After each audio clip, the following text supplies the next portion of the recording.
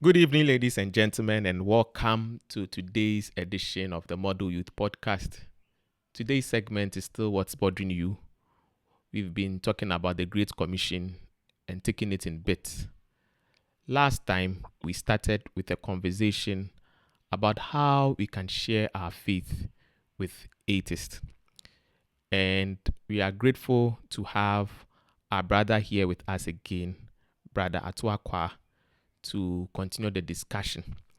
Last time, he ended by telling us one of the strategies that we can use to reach out to persons who do not believe that God does not exist or God does exist. And he made the argument about creation, things that surround us. If you look at how the sun, the sea, and everything around us looks and how they are put into order and shape, you can then assume that there is some supreme force that brought all these things into existence. And eventually you can relate it to God. Today, he's here to continue the discussion. Brother Ato, once again, thank you for joining us. Thank you also for having me here, and it's a pleasure to be back. It's always a pleasure. I mean, you reveal new things to us, especially for those of us who do not spend much time on the field reaching out to people. So we are grateful, and I believe my listeners are learning something new. So like I said earlier, you've mentioned one of the strategies by which we can reach out to atheists. Today, let's take it in simple terms. I have a friend who is an atheist. How can I tell him that Jesus exists, God exists, and that Jesus is the savior of the world? Okay, so I think I'll repeat what I said the last time, that it will take more than just one encounter or one engagement to convince that your friend. But however, there's always a point to start. And I think the last time we looked at the idea of creation, like you mentioned earlier. But today I want to bring it a bit closer home to us as humans. And it's just the idea of good and bad, good and evil. C.S. Lewis, the great English Christian, was the one who first brought this idea of using good and evil to communicate to our friends. And the idea is basic, that everywhere in the world, there's this sense of morality, this sense of right and wrong. And we have a simple question we ask our friends. And we ask that, how come there is this sense of right and wrong in all cultures, in all people? And our point is that there cannot be absolute right and wrong if there's nobody who determines what is right and what is wrong. And in a bit technical language, we call him the supreme lawgiver or the supreme moral giver. That there should be somebody who determines that this action is right or this action is wrong, for all of us to one day wake up and say that, yes, murder is wrong, no matter where you are coming from.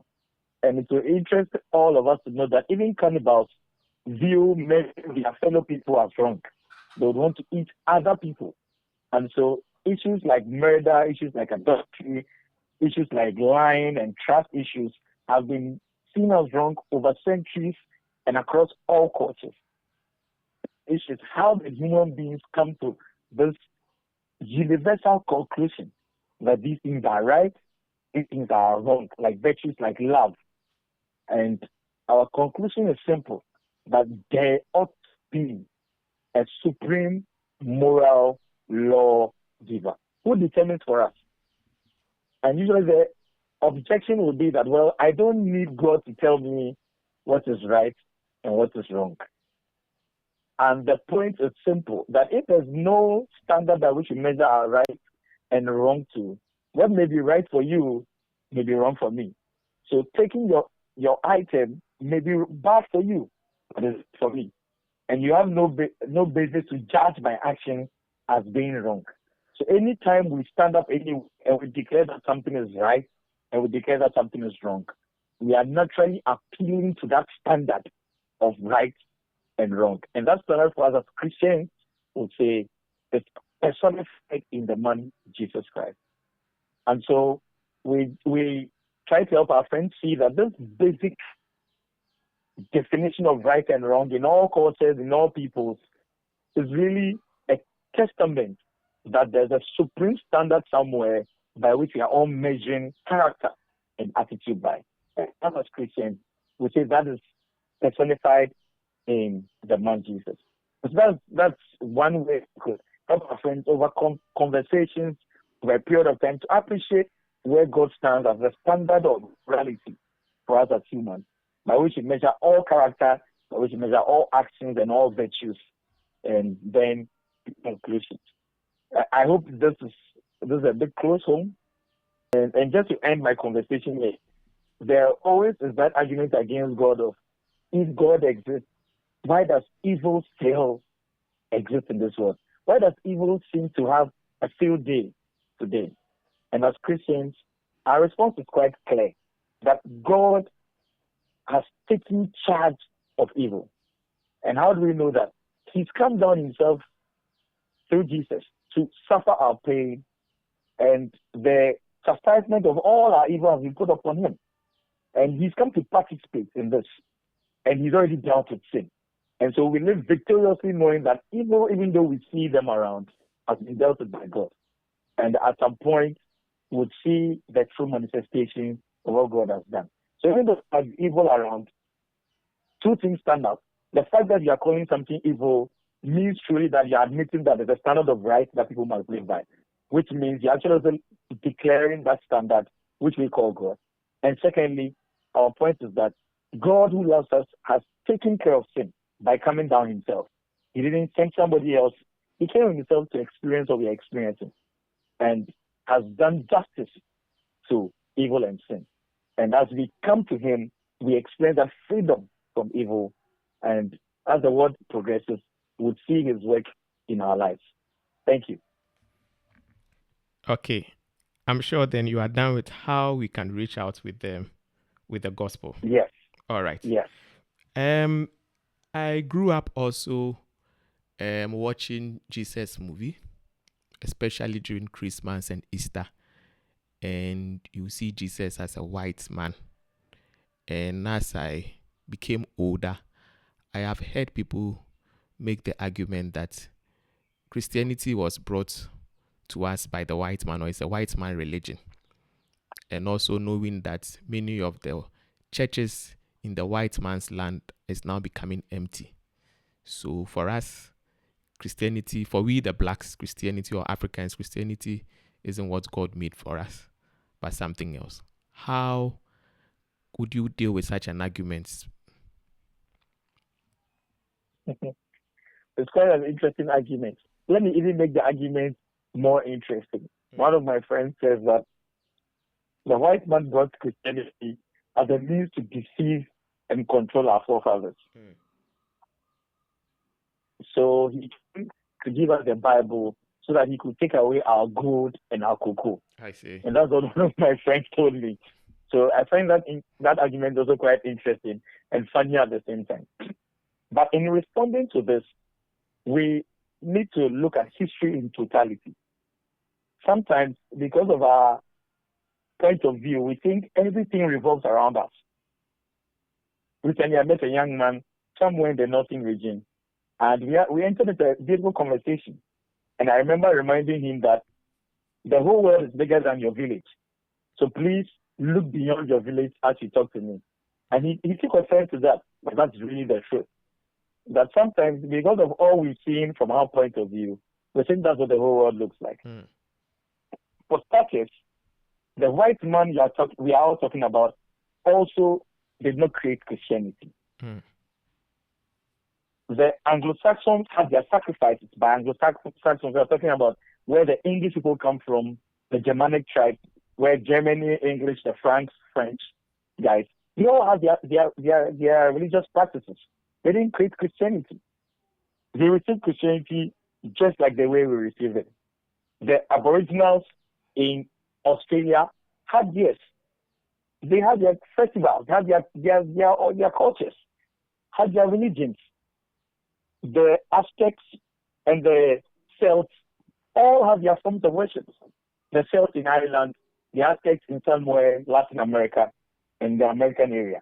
And so when we say the white man created Christianity, it displays our ignorance of history. The white man could not have created Christianity as we think he did, because his forefathers also were just like ours. But after encountering the truth, they felt it was worth sharing for others. And back to history, like I said, because we must not think like our country was the only country that received the gospel. And what we know is all that there is to history. When we look at the world and Christianity along the line of history, we are met with the stark truth that Africa has always been part of the Christian story. Travel into the 3rd century, 2nd century, the 3rd century. The most vibrant churches all over the world were in Africa. In Egypt, around Tunisia, around Algeria, and Libya. Travel further into history to about the 5th, 6th century, where they would say was a dark period in the world and in Christianity. And you'd be surprised to realize that Christianity was vibrant in Ethiopia. Till date, Ethiopians claim to have the oldest Bible ever. And I'll ask my friends, where is Ethiopia? Is Ethiopia in Europe? No. Ethiopia is right here in Africa. Our argument that the white man brought Christianity to Africa does not meet the text of history. We say this just because we do not know. But to give some weight to the argument, the idea is that because of how Christianity was preached to us, we don't see the continuity between what we've always believed and what they came to tell us. But we must all bear in mind that the same God who calls the Israelites is the same God who fashioned us. And as he says, he put us in different places for one reason, that we may perchance try to reach him and indeed find him. What I've come to realize is that all our cultures, all our traditions have been man's way to find God. And Jesus coming down has been God's response to man's yearning. So Jesus really is a continuation of all that our fathers have been trying to do. All the sacrifice to pacify God, all the liberation to communicate with God. Jesus comes down and he says, I and the Father are one. So we come to Jesus knowing that what our fathers sought to have with God, we found in Christ. And so becoming a Christian as an African is not a rejection of who I am, but a fulfillment of what my fathers have sought to do. And as an African, I appreciate why Jesus is for my people. Because if my people have always believed that God is not far away from us, then I can appreciate that with Jesus coming close to me, Emmanuel, God with me, I'm following what my father saw. So we'll be taken by all of these arguments that do not stand against history, claiming that the white man brought the Christianity to deceive us. Truth be told, they did things that were not right. Over the years, many of them have come and even apologized. And if we were doing this to just deceive us, there would have been no need for an apology. And we realize that we also get the gospel in our local language for ourselves to read and see, whereas Jesus really is for all of us and not for any group of people. So the white man did not create Christianity. He could not have created Christianity. He was nowhere near ancient Israel and Palestinian region to have fabricated the Christian faith. But it was born out of people who were encountering Jesus, whereas that Jesus was what they always look forward for. And so if anybody is listening to us, I want to assure you that just what your fathers have been looking forward to, and what my fathers have been looking forward to. And as you come closer to him, you learn about him, you have him near to you, whereas indeed Jesus fulfills that longing in your heart and the longing in your culture. I think that's how we can approach some of these conversations. Thank you very much. So if you are listening to us, know that God is real, Jesus is real. The same God who called the Israelites is the same God who also calls us, but he places us in different places. And that the white man is not the one who created Christianity. In fact, they have no power or authority to even create anything at all. Anything of such power, And so Yes. we can't limit Christianity to the creation of the white man. Brother Ato, thank you very much for the thought you have shared with us, that when dealing with a person who believes that there is no God or claims that there is no God, look around you. Start from there. Look at creation. How did the water come into being? How did the tree come into being? How did the sand come into being? How did the clouds come into being, and how are they formed? Look at that and make the argument. Secondly, there is also the argument of good and evil. Once there is evil, then there is also good. And there should be a supreme lawgiver. We can attribute that to the supreme power, who is God. But I have to thank you for spending 2 weeks with us dealing with the topic, how can we share our faith with the atheist? We will come back again to you as now we move from the unknown to the known and talk about how we can share our faith with a Muslim. Thank you and have a good night. It's bye for now. Thank you so much for having me.